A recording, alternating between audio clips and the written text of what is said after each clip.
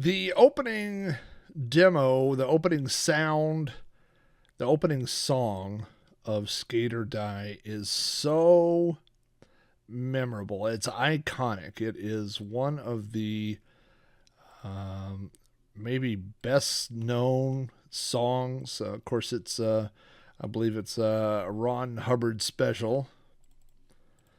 And the thing about it is that depending on where you grew up, it sounds different, whether you're listening to it on NTSC or whether you're listening to it on PAL. So first of all, let's see how this one loads up. The NTSC version is in a slightly slower, so that also means it's in a slightly lower register. Let's take a look in here what we get here.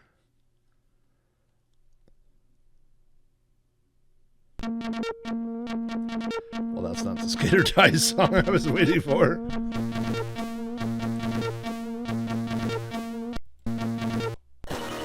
There we go.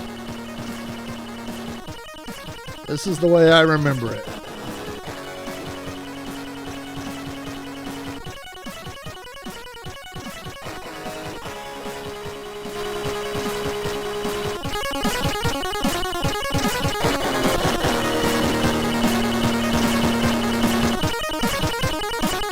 Chords.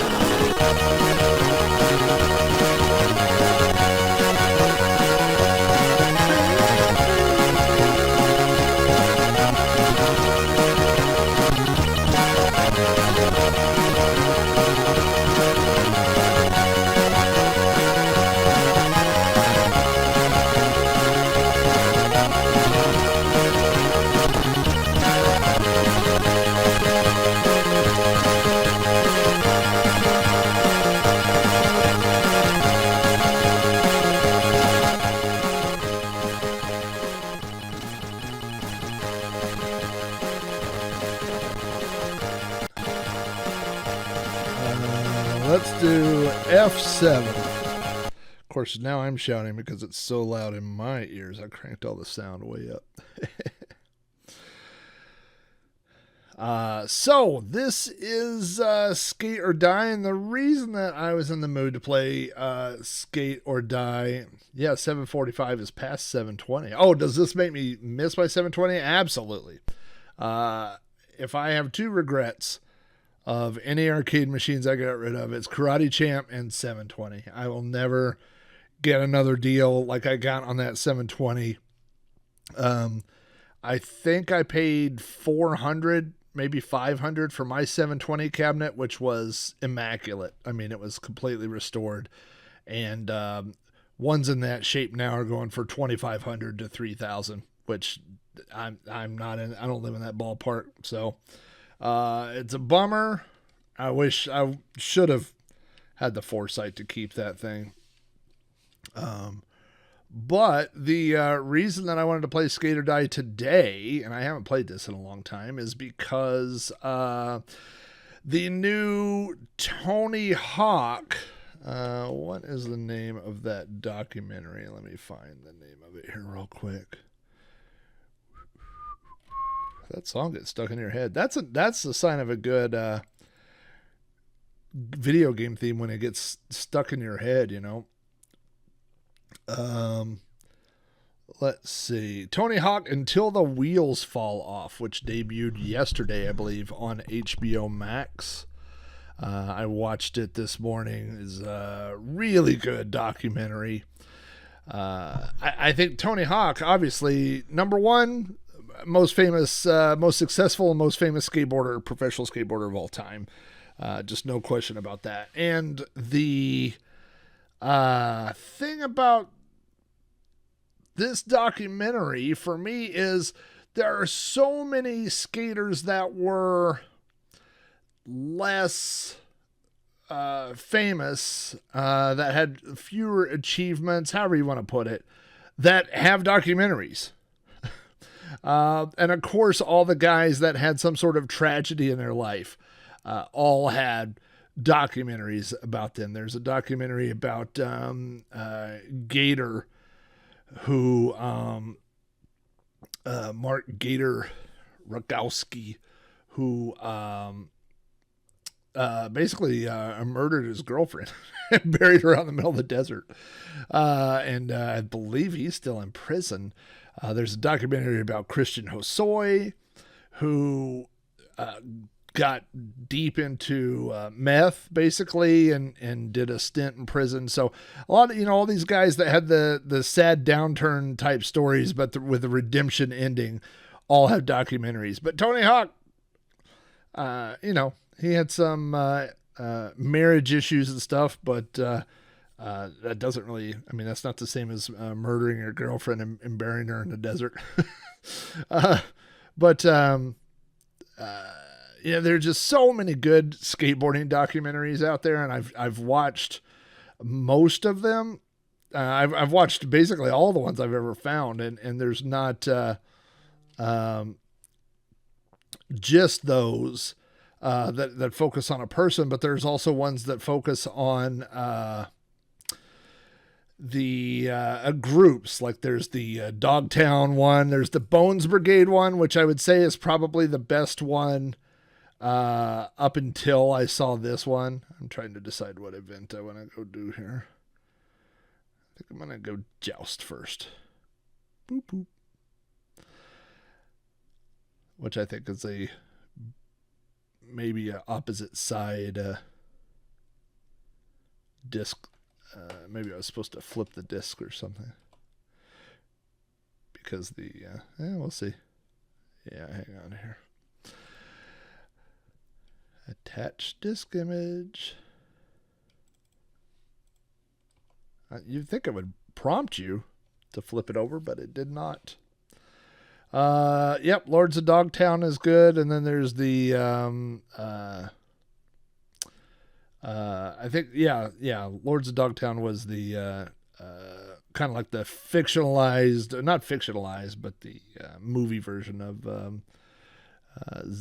was it called? Z Town, whatever, or the Z Boys, Dogtown and the Z Boys, whatever it was. But they're all good. I really enjoy all those skateboard documentaries. Rodney Mullen has a great documentary. Rodney Mullen did a TED Talk. So there's let's see, is this still loading? Yeah, it's still loading. It's still doing something. That's one thing about the Commodore. You always got to check the drive light to make sure it's doing something. Unfortunately, these emulators have a virtual drive light. But anyway, this new Tony Hawk documentary. Let's see, who are we going to... There's Poser Pete. Usually I'm not very good at these things, so I'll probably go with Poser Pete, but we also have Aggro Eddie. No prob, I know my way around a pool, do you? Better know your stuff before you take on me. I'm Aggro Eddie. And then, of course, Lester, skate or die. And Lester's uncle is, I don't know if it's his uncle or dad. Rodney is the guy that runs the skate shop. We will go through Poser Pete here. We'll punch in. There's Poser Pete. The easiest way to do this event, to follow him in like that, and then boom. I think you get 5 passes, and then it changes hands, and now he's got the old joust. Oh boy.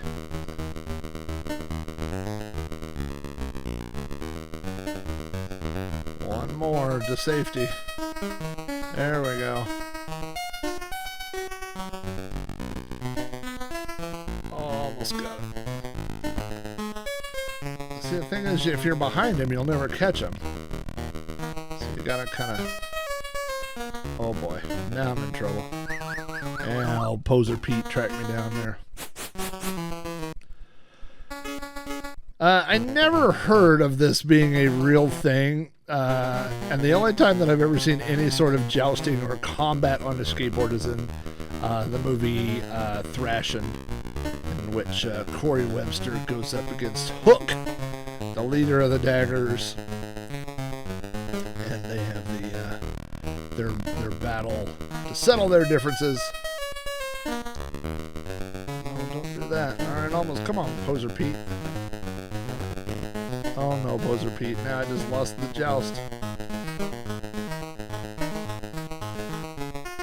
But that's all right. We're gonna stay ahead of him.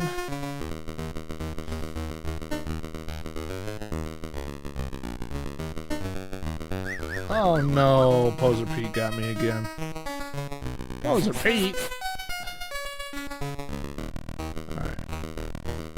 Let's wait until he goes. We'll drop in behind him here and then we'll try to... Oh! Almost got him! And... Come on. Anyway, the Tony Hawk documentary was pretty good. It covered some of the same material that's in the Bones Brigade documentary, just because Tony Hawk was obviously in the Bones Brigade. And, you know, you're going to get a lot of the same... Don't pause it there. Come on. Hold still, Poser Pete. I got something for you. You know, I mean, the Bones Brigade story, to a certain extent, is... I mean, the early years is Tony Hawk's story, you know, about how he... became a up and coming skater. If you don't know, Tony Hawk, you know, was basically inventing this new style of skateboarding. So he was the guy that was in between the 70s guys that were all surf inspired, you know, that were basically doing surfboard maneuvers just on a skateboard on wheels. And so when they came in to ride pools, they were just riding pools. They would go around, you know. And Tony Hawk started doing all these finger flipping tricks and flipping the board and stuff like that. And they hated him. He talks about being in a... I'm going to try one more round here. Let's go for a hard guy. Maybe that was a problem. The guy I picked was too easy. That was probably it.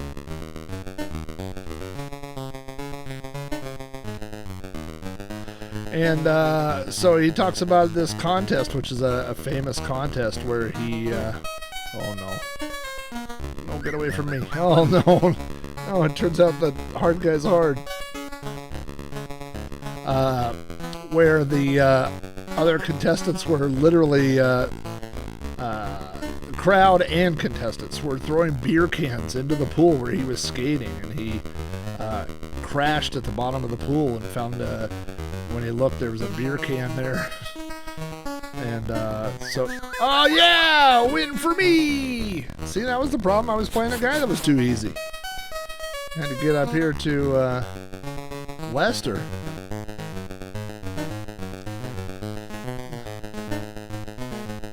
Alright, now we got some skate flow going on. Uh-oh. That didn't work. I tried to trick him. I tried to trick him, and I got tricked myself. So anyway, yeah, I mean, and it was the thing about Tony Hawk in his early days that they really dwell on is that it wasn't just like the crowd giving him the business, it was like the other skaters giving him the business. You know, the guys that were... his competition, you know, skateboarding has always been kind of one of those things where the competitors would root each other on and you know, root for one another for success, and not for Tony Hawk. There was a lot of rooting against Tony Hawk, but the problem was he started winning these competitions, so they all loved to hate him, but you know, it's too bad for them because he was winning. And then, you know, when he became number one, he was the best skater in the world, and had no friends. I think Rodney Mullen says in the documentary, when you finally get to the top of the mountain, all you find is lightning. That's a great way to put it. So, yeah, it was a really good good documentary. I really enjoyed it. I think the saddest part of the documentary is it's literally titled Until the Wheels Fall Off. And at the end of it, Tony Hawk says, I'm going to keep skating forever as long as my body could take it. And for anyone who doesn't know, Tony Hawk recently broke his leg. So between the time that this was filmed and the time it was released, but in that window, he broke his leg. I guess he showed up at one of the recent award ceremonies with a cane, but he wasn't sure he was going to be able to walk at all. In fact, the doctor said that he might not ever walk again, or walk, without a cane or without a limp or something like that. So the good news is it seems like he's up and about, but kind of the whole point of the documentary is like, I'm going to skate forever. I'm going to skate into the sunset. And now I don't think that's going to be his legacy. I will tell you an interesting story from the documentary. Tony Hawk talks about how when he was younger, he was selling so many skateboards a month and making this money, and he bought a house basically as an investment for tax purposes and some other things like that. So he was making money. I don't think he was a millionaire. I don't know that he was a multi-millionaire as a kid, but he had money. And so, of course, then, we have what they call, the skateboarding world calls the dark years, which was when ramp skateboarding dried up in the late 80s, early 90s until basically the X Games. So that, whatever that gap is, 5-6 years, something like that.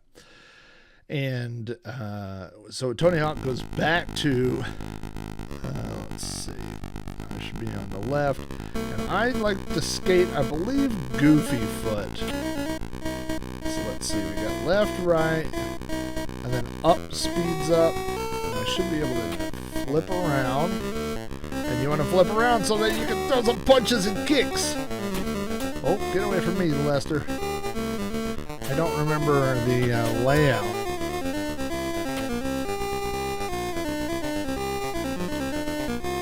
I'm going slow on purpose until I... Oh, that's as fast as I can go. Oh, look at that. Oh, no. No matter which side I get on. Hi-ya! Oh, we both ran into the fence. Okay, button and up does that little 180 move. Button by itself, is that what attacks? I guess I need to figure out how to... Oh no, I hit a wall. Come on. Let's go catch up. Boom! Oh no. Oh, look at that. Uh-oh. Went through the fence there. I got sliced and diced.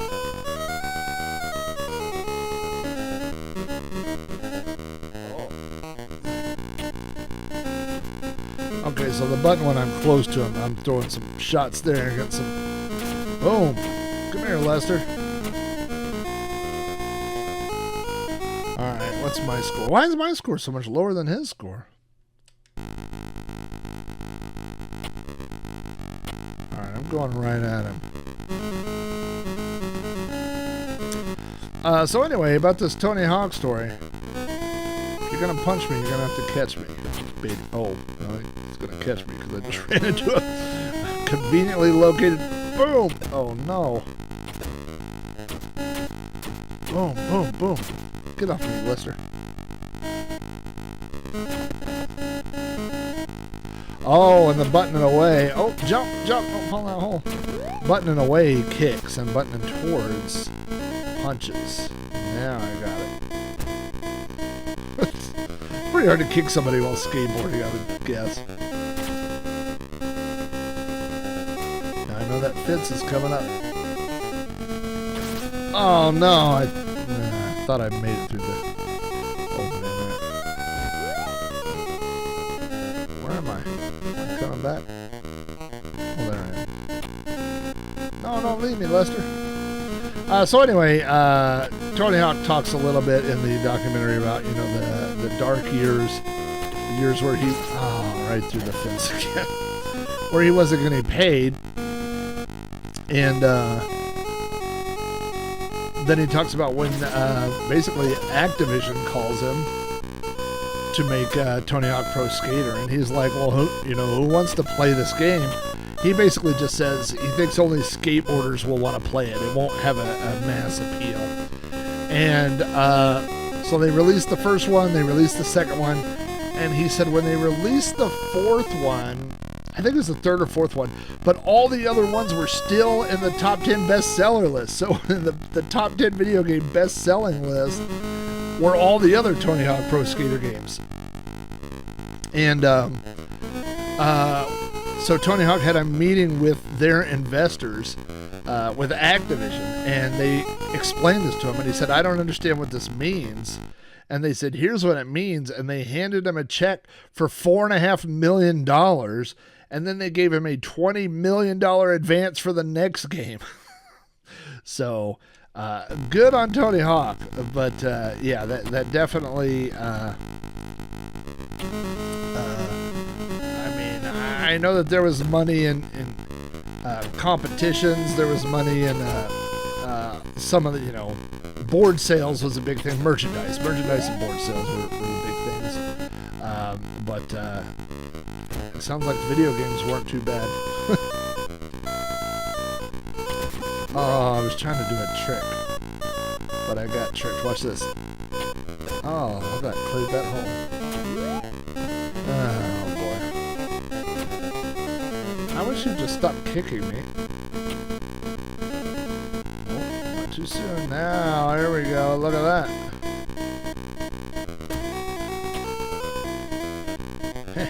Catch me now. Catch me now, Lester. I hope I got a zillion points by... Oh, no. Ah! I gotta remember, right after you come around the brick building, go to the middle.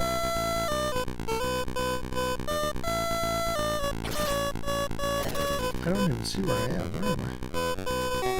Oh, there. Oh, no! I fell down a stovepipe. Boy, he's definitely winning. I'm gonna jump on this cop car. Oh, that's how you set off the police siren lights. Did I get a bonus for that? Oh, I never finished the race.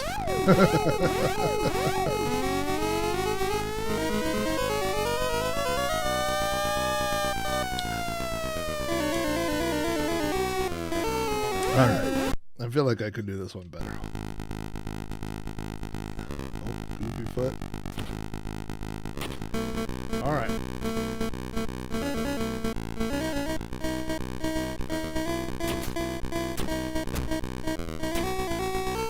Stop. Oh, Lester. We don't benefit if we both fall down, buddy. Kicks me right in the booty.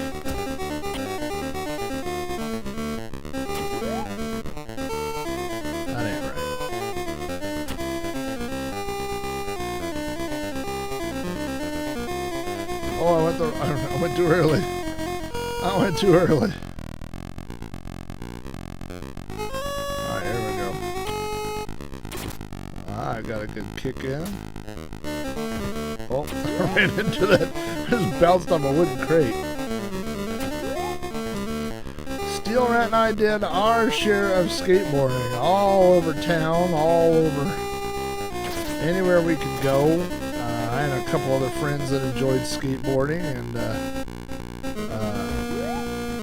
but Steel Rat and my buddy Andy and I, we definitely did our share of skateboarding.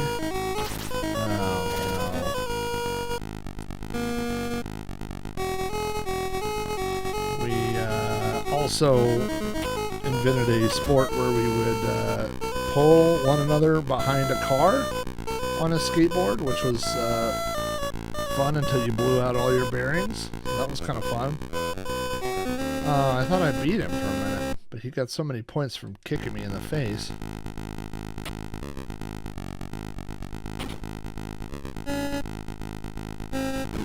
Oh, nope. That's not gonna help. Boom!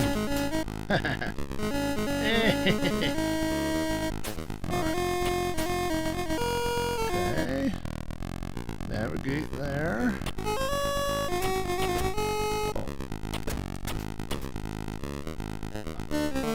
Both. Oh, man!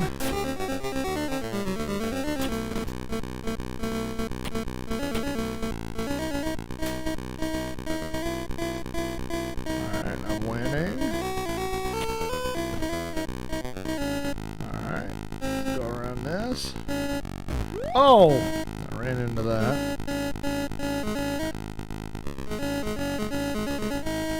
What's he on the roof up there?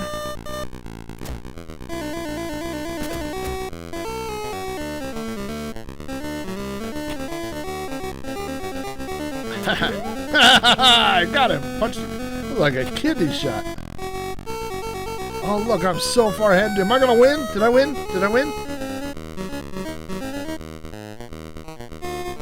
Come on. Why would I win? I'm going to say I won. I won. I remember when so my friend Justin had another friend named Mark who went by Sprite. And, yeah, they might be related. There might be, there's a relationship between the jumping. Sprite bought this game. And actually, Sprite worked at an arcade, a gold mine arcade that had 720. It was the first place I ever saw 720. And, so we went to his house, and that's where I got my copy of Skate or Die. Now, there was a copy utility called Fast Hack'em. And Fast Hack'em, basically what it would do would make copies of games, but also it had this second thing called parameters. And so the way parameters worked was if a disk had a certain type of copy protection that involved a bad sector on a disk or something specific on a disk, something like that, the parameter would apply that to the disk after you copied it. So, you had to wait until the new version of Fast Hack'em because it would have parameters, and they would say like 100 parameters or 500 parameters. And so there was a separate disk with all the parameters on it. And so what you would do is copy the game, and then your copy would not work, but then you could go in and apply the parameter, and it would patch it basically to make the game work. Right, let's see if I remember how to do some moves here. So the key on doing, let's see. Oh, knocked all my pads off. Okay, so the key to height is pressing the button in the darker gray areas, and that's pumps when you're going up and down. And then when you're in the air, if you press left or right, you will rotate. But you also have to press the other way before coming down to stop, and you have to be lined up straight up and down. So if you like stop there, crashola. There's also, I think it's like a rock and roll kind of move here. I think you could do a little bit of a board slide. I don't remember if there's a hand plant in this one or not. You can't land in the channel. Over there where you drop in, you can't land in the channel or it would crash you. But you get 10 runs or 10 passes, and then that's it. So it's whatever score you can get on that out of 10 runs. Now I think there's a, yeah, there you go. There's a little board slide.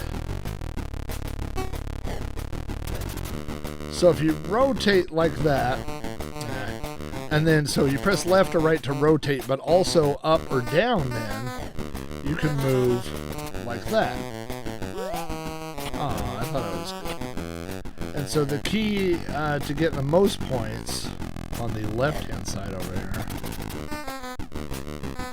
is rotate while going down.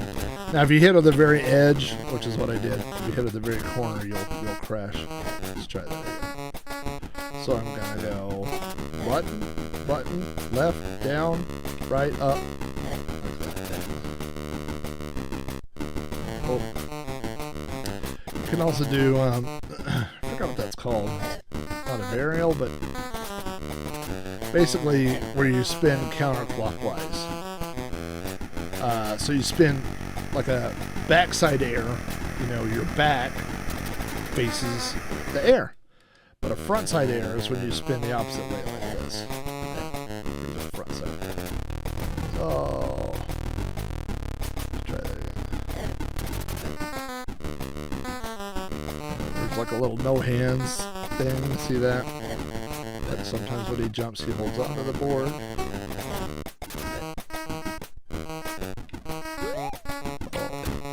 I remember thinking that was the funniest thing when his pads would fall off. Let me see if I can make his arms stay.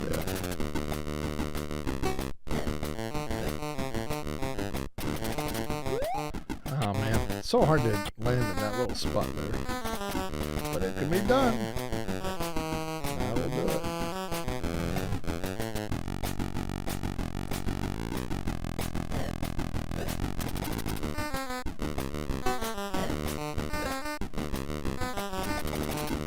There it is. Board slide, roll 180, rock and roll on the way back again. 1,000 bonus points, 4,000 score is not very good. I feel like I could probably get that by just going up and down like this. No, maybe not. That's not fair. Oh, see, that was a big ollie. This is something, it's not, I don't think it's covered in the, it's not in the Tony Hawk documentary, it's in the Bones Brigade documentary where they talk about the ollies, but the guy that invented the ollie is not, I mean, his nickname is literally Ollie, but it's not what you and I think of, or modern skateboarders think of an ollie. It was only done in ramps. So basically what an ollie was when you went off the top of a quarter pipe like you got air. Ah, there it is.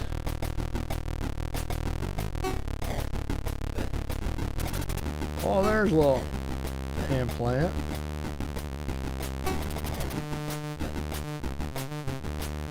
$49.90 better. I bet I could beat 5,000. And so that was the original ollie. Was not a like a flatland ollie. The flatland ollie, as you might guess, was invented by Rodney Mullen. I believe Rodney Mullen, I'd have to look it up, but I believe he is credited with creating more than 100 different skateboarding tricks. A lot of them dumb. Rodney Mullen did all kinds of goofy things. Rodney Mullen was just on Tony Hawk's podcast, and Rodney Mullen, the thing about skateboarding is, you know, most of those guys, I mean, well, all those guys love skateboarding, right? Oh, look, 7750. We smashed the 5,000 mark, I said. All those guys love skateboarding, but they also did it for money, right? And so when the money ran out, then most of them quit doing it, you know, but not the elite guys, and not the guys that just really loved the sport and and thought of it as an art form and expression. And Rodney Mullen on that podcast basically revealed that he gets up, he sleeps during the day and during the evening. And I'm trying to remember if the jump involves waggling the joystick, which I will not be able to do on this gamepad, or if it's just pumping. Yep, Burnquist is. I think Lance Mountain is not doing competitions, but he's still skating. Tony Hawk, what he is doing now is basically retiring moves. So Tony Hawk just retired the 900. So he basically set up a camera. He went to his warehouse. There's footage of it in the documentary. He pulls a 900 and then he says, "That's it. I'm never doing another 900." He's just retiring it. Okay, so I gotta remember, I know if you pump here. No, this is disc joystick waggling, I believe. Oh, no, I remember what it was. It was down and then up. Let me come to a stop here. I used to have a Bucky Lasik poster. I had a Neil Blender skateboard. That was my first pro. Would you, dude? You're gonna have to stop skating. Stop moving, or it'll just be forever. Is that what it is?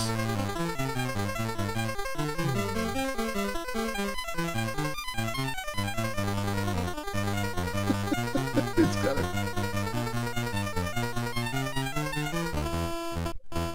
Will this ever time out? Let's go this way.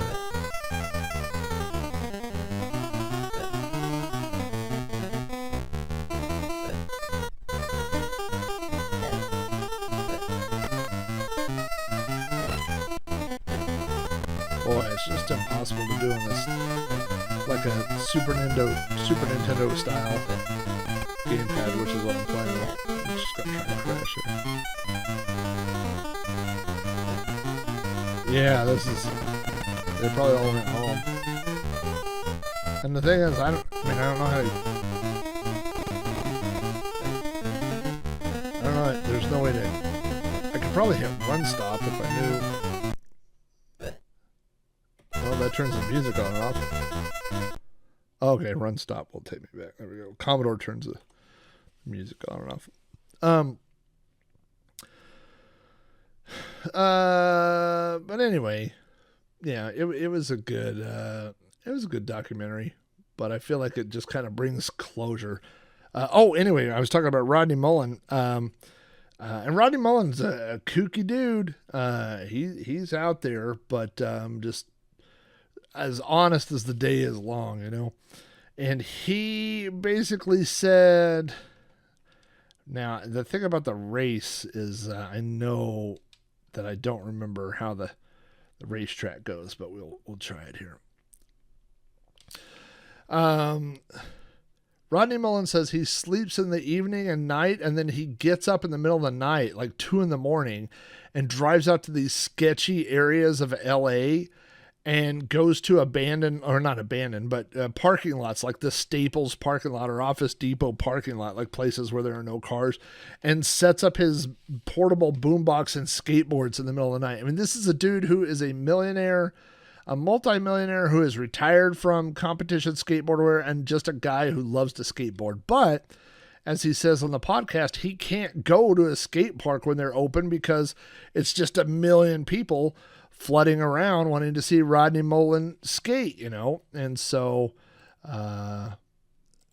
instead, oops, hold on, let me swap discs here.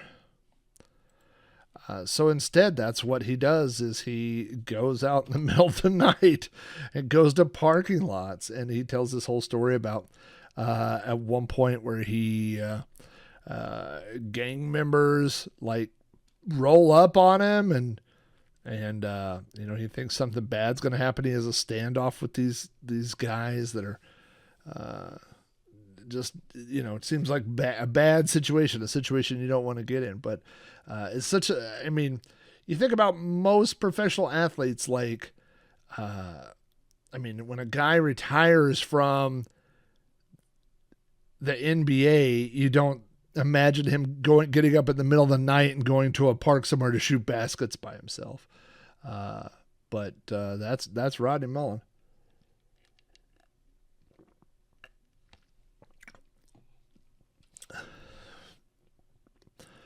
I could probably be nudging these load times along a little faster with warping and stuff, but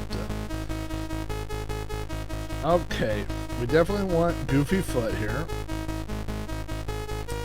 So the key to this one is, of course, up speeds up.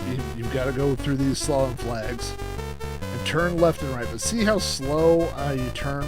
If you hold down the button, you spin like that. So it's like you could grind, like go whoosh, like that. Now, I'm going very slow. Oops. I meant to jump over that. So let's put me over here. It's fine, it's fine. Oh.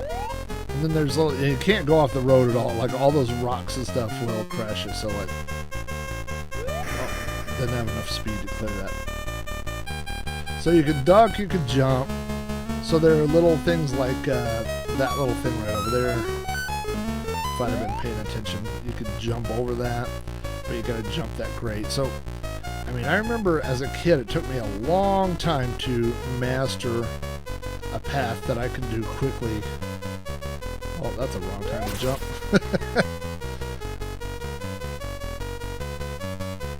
Jumped in with a flipper there. Oh, should jump that. I mean, this is literally a terrible run.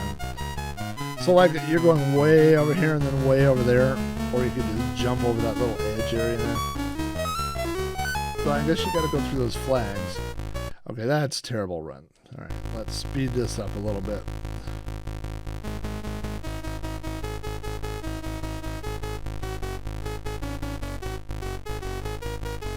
Oops. Don't do that.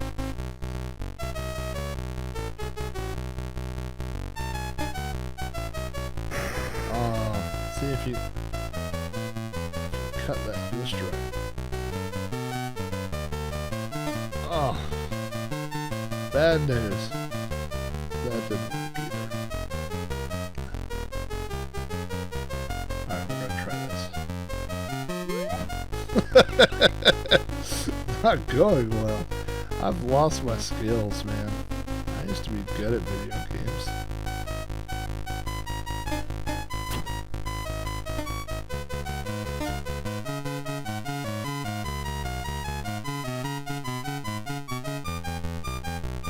Alright, there we go. Yeah, I skateboards like I do too, Steve. Not like how I used to, but that's probably how I do now. There's a funny story my wife likes to tell. And that when my son was of age and said, "Hey, Dad, I think I'd like to get a skateboard." I guess I could have ducked under that second one. Alright, line it up. Duck. There we go. That worked.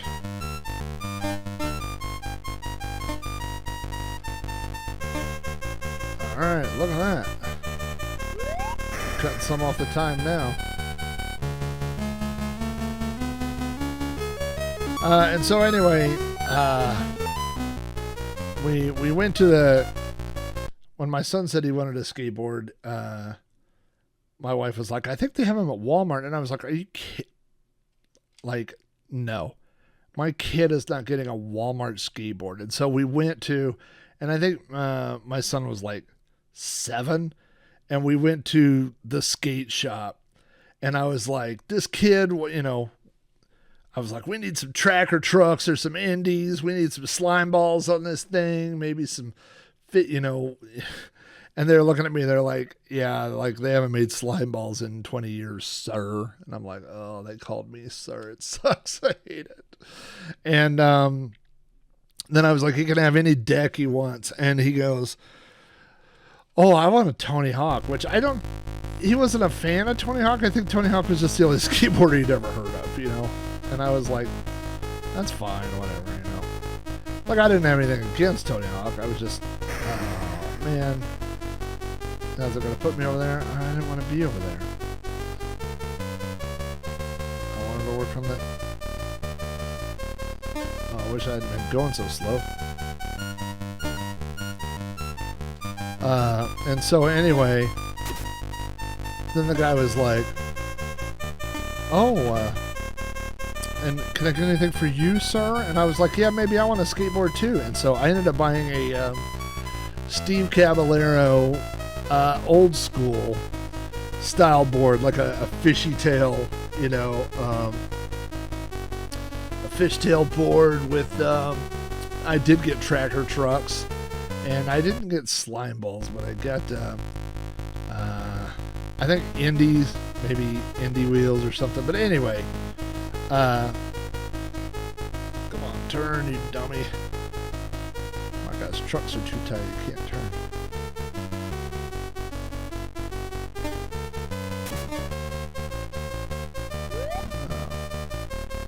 I guess you gotta turn there anyway.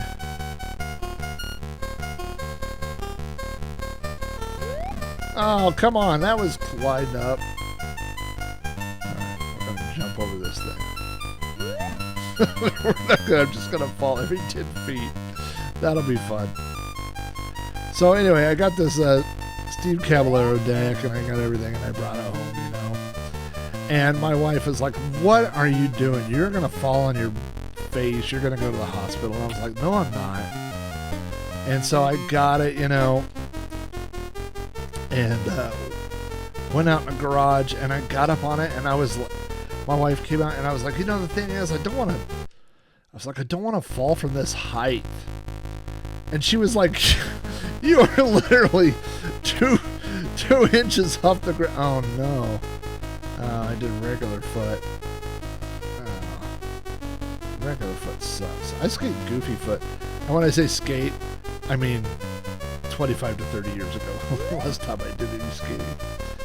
And so, anyway, yeah, I was like, yeah, I can't fall from this height. And so, of course, then my wife gives me a hard time about it, you know, like, every time, like, we go to the grocery store, and you step off the curb, like, to go in, and she's like, careful, you don't want to fall from that height.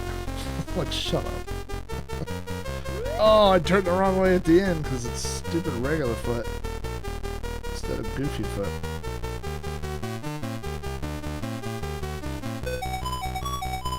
$79.25. All right. I don't know why. All right, here we go. This is it. This is the run.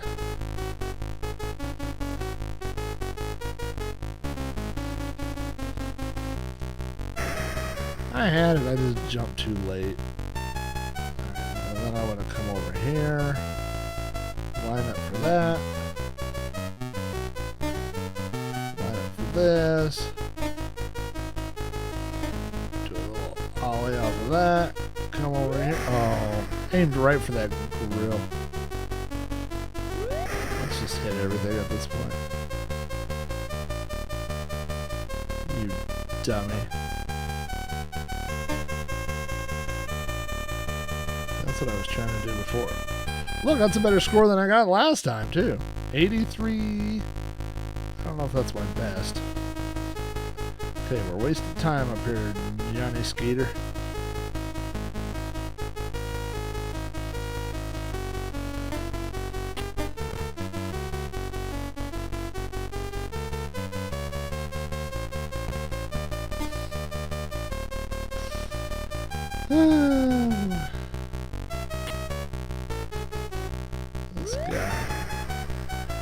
This guy. I need some big... You know what I always wanted was one of those big old, like, street boards, you know? That looked like so much fun. But, they have to be closer to the ground than 2 inches or I'm not doing it. That's too hard to fall from. Are you kidding me?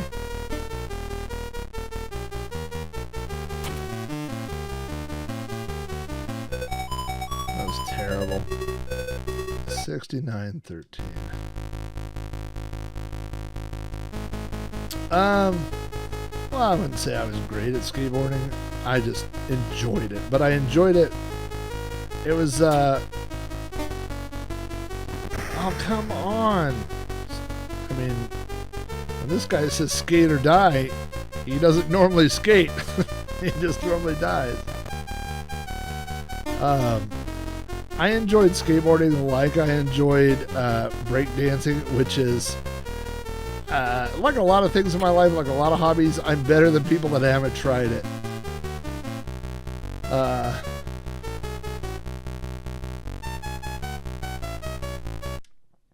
Yeah, there's no surfboarding here, unfortunately.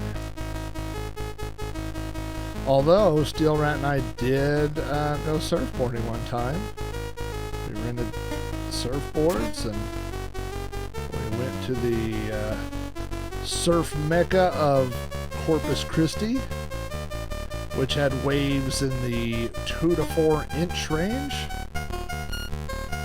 and basically paddled around on surfboards.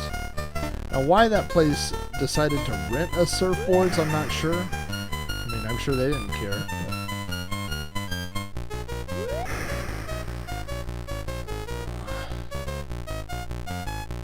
Yeah, that's true. That's true. That could just make me a thing from the roof of the building. And Jeff and I actually did a thing. We went to we stayed at a hotel, and we did pool tricks. I guess I'm going too fast through that section right there. Did some tricks into a pool, which is oh man, oh, this time shot. So yeah, I was doing like 180 and 360s off this diamond board, and that seemed like a really fun thing to do. And then I found out what water does to layered plywood, and what it does to metal bearings. Okay, we're going to slow down. I did it. This is the run.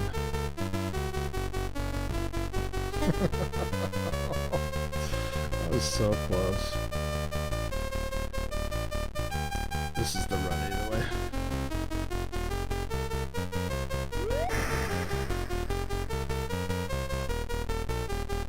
What I really want to do is like a 180 off of this. Oh well, I can't even get on it, so who cares? Beep, beep, beep, beep. Beep, beep, beep, beep. I think this is Minor Threat. Is that who this is? TSOL?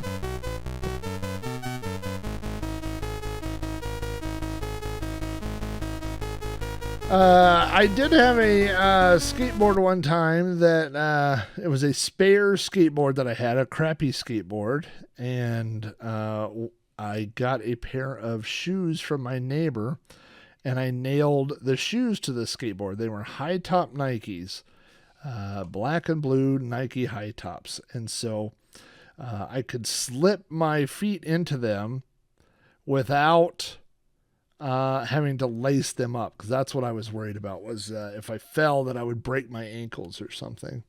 So I would get out there, and then I could kind of wiggle the board back and forth, you know, and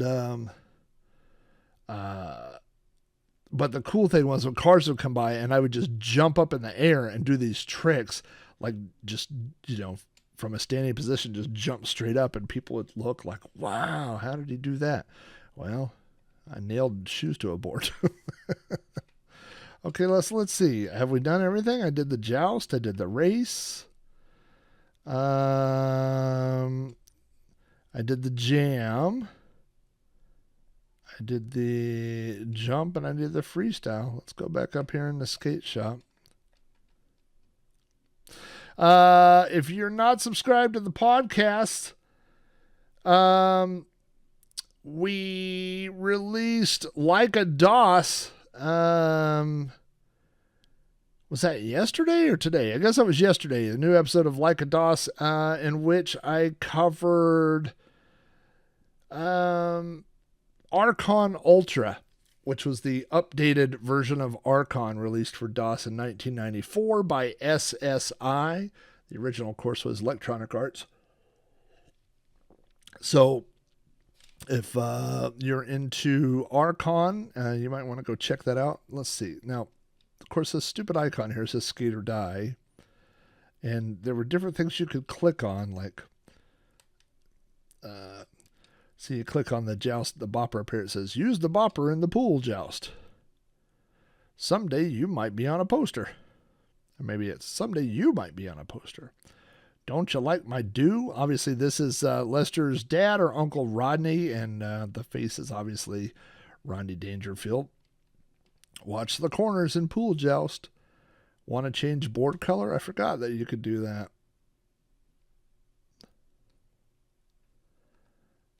Oh, well, you have to sign up for the competition.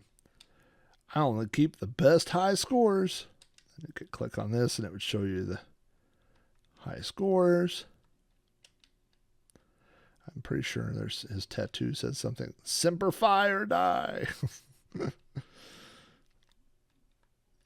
Guess his face doesn't say anything. And then you could go compete or go practice. I just like practicing because you could just pick any event that you want.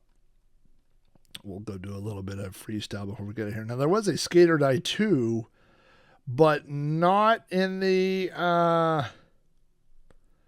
yeah, exactly. That's like the Michael Jackson, the lean shoes. There's a Skate or Die 2, but not for the Commodore 64, I don't think. It's for some of the 16-bit machines. There is a Ski or Die, which was not as popular. And, of course, Epyx was well known for all their other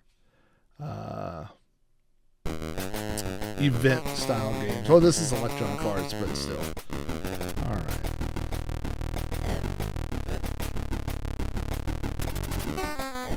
So if you can get into a rhythm on this side, clear that, and then on this side, use this.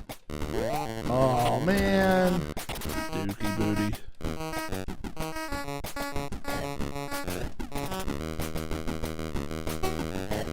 But then just get in the rhythm on that side to always do that flip over the channel.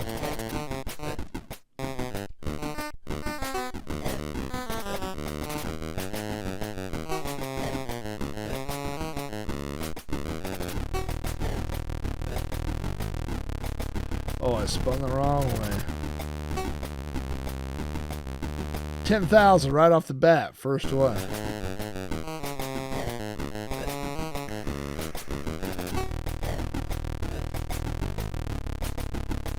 Too far. One too far. Should have stopped. Should have stopped when I was ahead.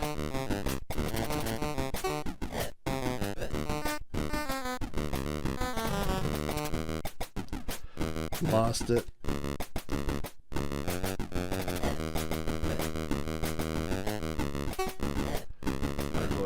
Run to practice a few different moves.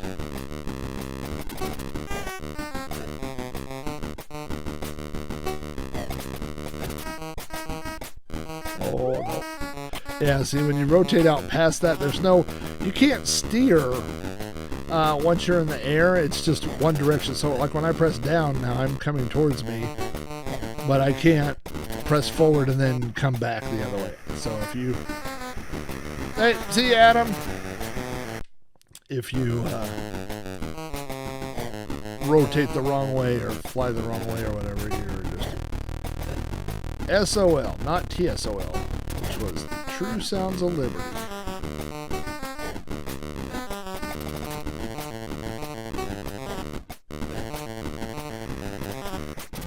Oh, I stayed up. I got hung up on the coping. Terrible tragedy. The daggers. Daggers threw daggers out there and they got me. Daggers. Come on, Corey Webster. Oh, that was a no-hander to a backside smattering.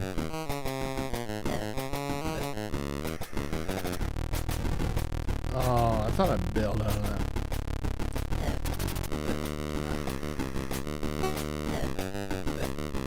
Should be that. Another 10,000 point run. Can't beat that. All right. Well, we had some fun. We did some skating. We skated. We skated or died. We skated and died.